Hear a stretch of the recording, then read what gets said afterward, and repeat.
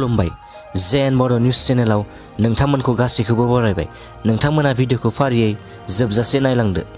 बेकि दैमानि बिखायाव सोलिगासिनो जेसिबि जावखांनाय। हाग्रा बिफानखौ मेनेज खालामनानै बेकि दैमानि बिखायाव सोलिगासिनो आयेन बेरेखायै जावखांनाय। सान आरो हरनि समावबो गोबां डाम्पार ट्रेक्टरफोरा आयेन बेरेखायै हा रोगादों बेकि दैमानि बिखायाव। बेखौ लानानै बेकि दैमानि खाथिनि रायजोफोरा गिखांनाय फोरमायदों। बरपेटा रड आन्सलिक हाग्रा बिफाननि बेन्दोंआव थानाय डमिनिक हाटआव बेबायदि आयेन बेरेखायै जावखांनाय खामानिया दासान्दि सोलिगासिनो। बेराफारसेथिं दैमानिफ्राय मेसिन बाहायनानै हा जावखांनायनि हेंथा होआजासिनो मावहोगासिनो बरपेटानि जिल्ला बेंगिरिया। थांनाय 15 डिसेम्बरनिफ्रायनो बरपेटा जिल्लानि दैमानि सायाव हा जावखांनायखौ पुलिस बिफाना हेंथा होदोंमोनब्लाबो दासिम नुनो मोनगासिनो। बे समाव मोनसे सोंलु सिखांदों दि बहा थांखो बरपेटा रड हाग्रा बिफाना? सोरनि दैदेननायाव पुलिसनि हेंथा होनायखौबो नेवसिनानै बेफोरबायदि खामानिखौ सोलिहोबाय थादों? बेसेबां रांजों बायजाखो बरपेटा रड आरो रायजोनि हाग्रा बिफाना? बेफोरबायदि सोंथिजों सावरायदों ओनसोलनि सांग्रां सुबुंफोरा। मोनसे गिख्रंथाव अर खामनाय जाथाय। गिख्रंथाव अर खामनायजों गंद' गलाफोरा सेवहांगार, जेराव गोबां लाख रांनि मुवा बेसादफोरा खहा जादों। बे जाथायखौ लानानै ओनसोलनि सुबुंफोरा सोमोनांदों आरो दुखु नांदों। बे जाथाया जादों धेमाजि जिल्लानि गगामुख डिके रडआव थानाय गंसे फिसा हाथायाव। थांनाय सानखालिनि फुंनि 4 बाजिसो समाव बे गिख्रंथाव जाथाया जादों।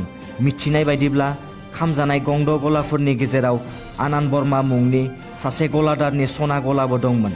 जाथायखौ मोब्लिब तारनि लोरबांथिनि थाखाय जादों होनना ओनसोलनि सुबुंफोरा सन्देह खालामदों आरो दा बे समाव अर खोमोरग्रा बिफाननि हेफाजाबजों अरखौ खोमोरनो हाबाय होनना खौराङाव मिथिहोदों। BTRआव जौगाथायखौ गोख्रोङै दावगाहोनायनि थांखिजों भारत सरकारा BTRनि जौगाथायनि थाखाय 500 कौटि रांनि जुनिया पेकेज दैथायहरनो थांखि लादों।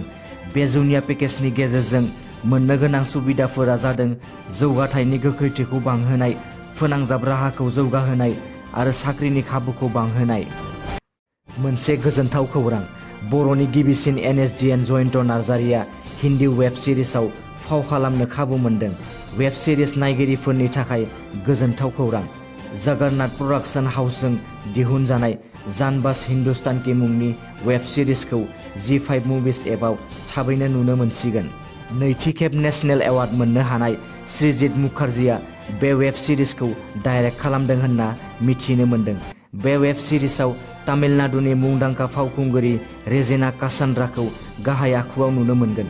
वेब सिरिजआव बर' हारिनिफ्राय NSD निउ दिल्लीआव एक्टिं स्पेशलाइजेशननि सोलोंथाइ लानाय जयन्त नार्जारिया टेबुल माराक मुंनि फाव दिन्थिगोन होननानै मिथिनो मोन्दों। बिथां जयन्त नार्जारिया बेनि अनगायैबो बलिउडनि जाग्गा जासुस, रक अन 2 web series, bus dad and alive, लोगोसे बर'नि सावथुन जेरै सिजौ, जोलै दासित, खिथेर बायदि बायदि सावथुनावबो फाव खालामखांबाय। दिनैनि रादाबा एसेनोसै।